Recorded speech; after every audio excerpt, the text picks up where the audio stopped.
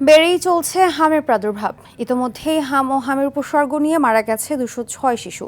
হাসপাতালে ভর্তি 2633 জন।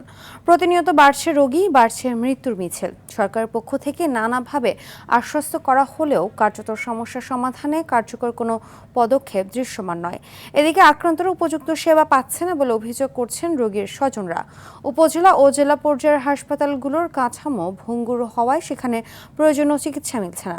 এই অবস্থায় রাজধানীমুখী হাসপাতালে রোগীর চাপ বাড়ছে। হাম পরিস্থিতি নিয়ে আরও জানাতে রাজধানীর মহাখালী ডিএনসিসি হাসপাতাল থেকে সরাসরি যুক্ত হচ্ছেন সহকর্মী বিপুল দেবরায়।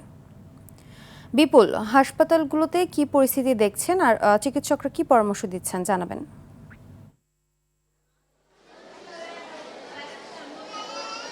হাসপাতালগুলোতে আসলে রোগীর যে প্রাদুর্ভাবটি ছড়িয়ে পড়েছে সেটি কিন্তু এই হাসপাতালগুলোর দেখলেই বোঝা যাচ্ছে। অর্থাৎ গত এই 24 ঘন্টায় কোভিড বিশেষায়িত এই হাসপাতালটিতে ইতিমধ্যে প্রায় 121 জনের উপরে কিন্তু রোগী ভর্তি হয়েছে এবং সকাল থেকে আরও বেশ কিছু রোগী আসতে আমরা দেখেছি।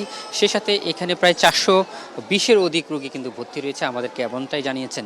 এর থেকে বোঝা যাচ্ছে গত কয়েকদিনের তুলনায় হাম রোগীর যে সংখ্যা বৃদ্ধি পাচ্ছে সেটা আমাদেরকে চিকিৎসকরা জানাচ্ছেন এবং এখানকার যারা দায়িত্বরত তারা বলছেন যে আসলে গত কয়েকদিন এর প্রাদুর্ভাবটি এমন হারে ছড়িয়ে পড়েছে যে আসলে রোগীর সংখ্যা কিন্তু প্রতিনিয়ত বাড়ছে।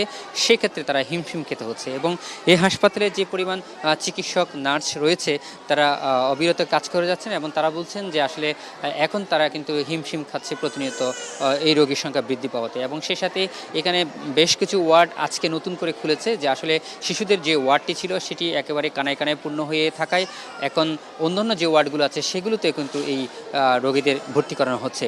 অর্থাৎ বলা যেতে পারে যে একেবারে বিভিন্ন গ্রাম পর্যায় থেকে শুরু করে অর্থাৎ রাজধানীতে এখন এসে ভিড় করছেন শুধুমাত্র এই কোভিড বিশেষিত হাসপাতালটি না, ঢাকা শ্যামলী শিশু হাসপাতাল, সংক্রমণ ব্যাধি হাসপাতাল এবং ঢাকা শিশু হাসপাতালও কিন্তু এই রোগীর চাপ আমরা বাড়তে দেখেছি। সে সাথে তারা বলছেন যে আসলে গ্রাম পর্যায়ে যে উপজেলা পর্যায়ে যে স্বাস্থ্য কমপ্লেক্স এবং জেলা পর্যায়ে যে হাসপাতালগুলো রয়েছে সেখানে আসলে পর্যাপ্ত পরিমাণে সুচিকিৎসা না হওয়ার কারণে কিন্তু এই রোগীদের চাপ কিন্তু এই রাজধানী কেন্দ্রিক হচ্ছে। এবং সে সাথে আপনাকে আরেকটি বিষয় জানিয়ে দিতে চাই, সেটি হচ্ছে অধিকাংশ হারে যে টিকার যে বিষয়টি সেটি না নেওয়ার কারণে এইভাবে আক্রান্ত হচ্ছে। সে সাথে আমরা দেখেছি যে কম বয়সী শিশুদের তুলনায় 4 থেকে 5 বছর শিশুরও আক্রান্ত এই হাসপাতালগুলো ভর্তি হচ্ছে এবং চিকিৎসকরা বলছেন আসলে সচেতন হওয়ার কোনো বিকল্প নেই, কারণ এটি ছোঁয়াচে রোগ, একজন থেকে আরেকজন হচ্ছে, তাই এটি ছড়িয়ে পড়ছে বলে তারা এমনটা আমাদেরকে জানিয়েছেন। তো এই ছিল আমার কাছে সর্বশেষ তথ্য।